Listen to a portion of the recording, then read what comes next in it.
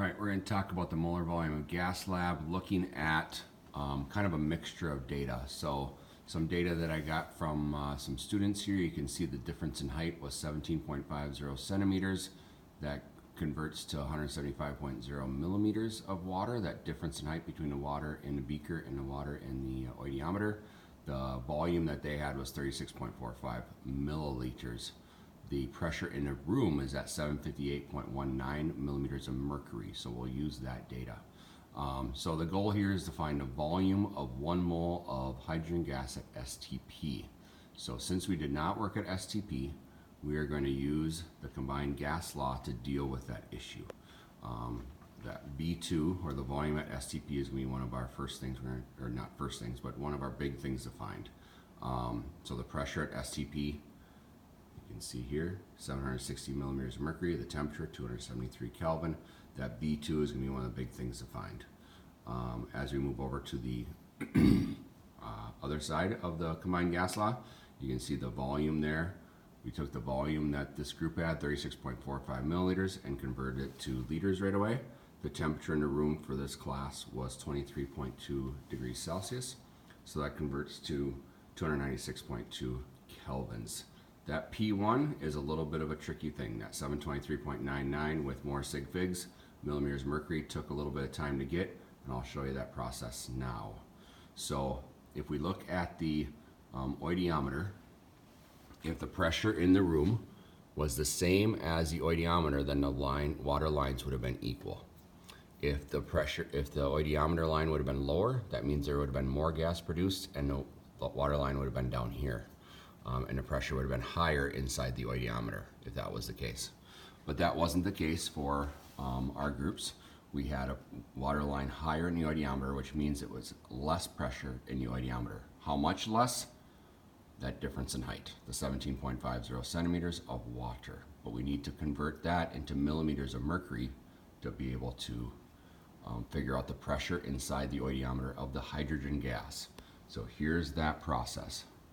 So the pressure in the oidiometer is going to be equal to the pressure in the room minus that pressure difference in height.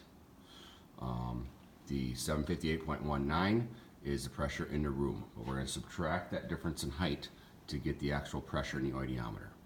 For this group, so the things in green are circled, those are things that are different for different groups. For this group, 175.0 millimeters of mercury was the difference in height, but we need to convert that to millimeters of water. We're going to convert the millimeters of mercury by using this conversion. 1 millimeter mercury is equal to 13.595 millimeters of water. So you're going to convert that to millimeters of mercury within there. So by subtracting those things, I'm getting the pressure in the oidiometer, which is 745.317 more sig figs. Again, that's for this group, so you will have a different difference in height than this group. And that's in millimeters of mercury because we made that conversion. So that's the pressure in the oidiometer, which is less than the pressure in the room because that height difference. Now, the pressure in the oidiometer is not just hydrogen. Dalton's pressure, or Dalton's law of partial pressure, states that it's a mixture of the pressures of the gases present, and the gases present were not only hydrogen, but water. And at 23.2 degrees, water will have a certain vapor pressure, certain amount of pressure of water molecules that have evaporated over that water that will create some of that pressure. So some of that 745.317 is due to the water that was present, so it's not all hydrogen. So if we want to get the pressure of just the hydrogen gas, we need to rearrange that and take the pressure in the oidiometer minus the pressure of the water at that temperature. And I just use a chart from the internet, vapor pressure of water at different temperatures, and I was able to find the vapor pressure of water at that temperature. And what that vapor pressure is right on the bottom here.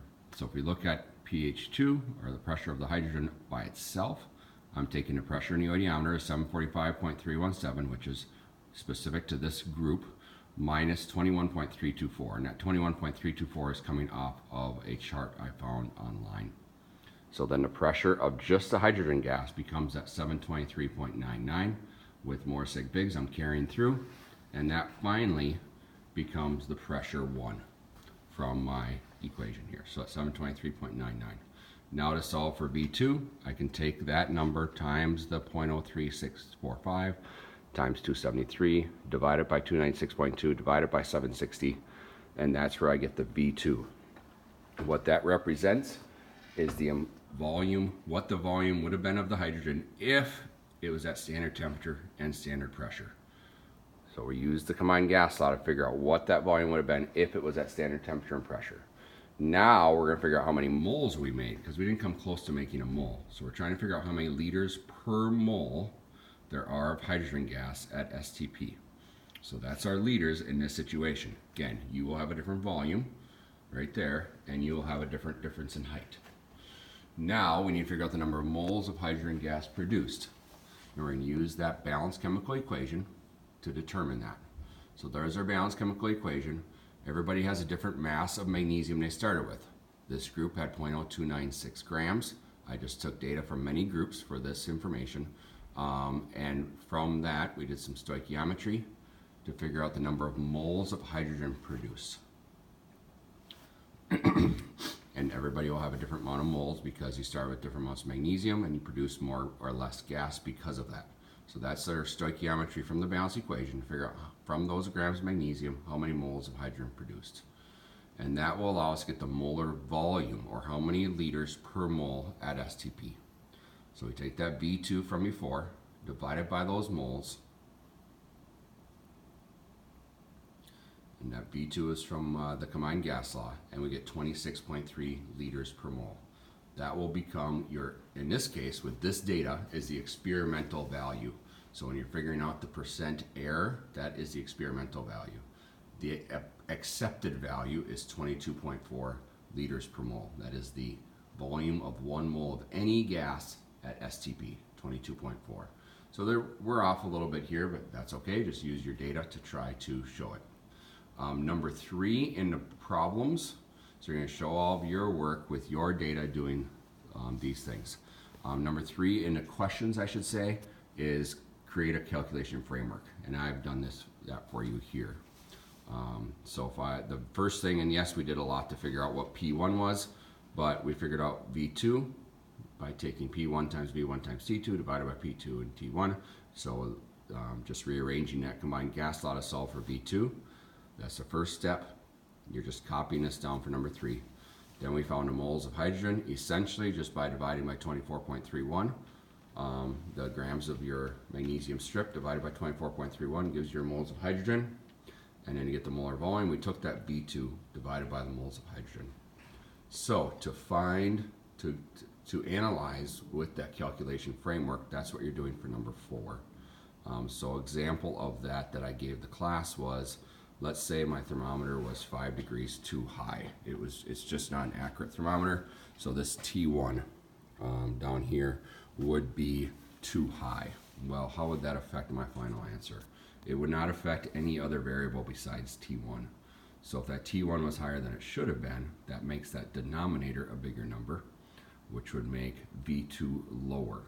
So how would I show that? Well, T1's higher, therefore, those 3 dots means therefore, V2 would go lower. Okay, now let's look back to the framework. If V2 is lower, our moles of hydrogen are still the same. If V2 is a lower number, that means our molar volume would be a smaller number. So I don't want numbers put in here. I just want you to analyze what's happening to that final answer.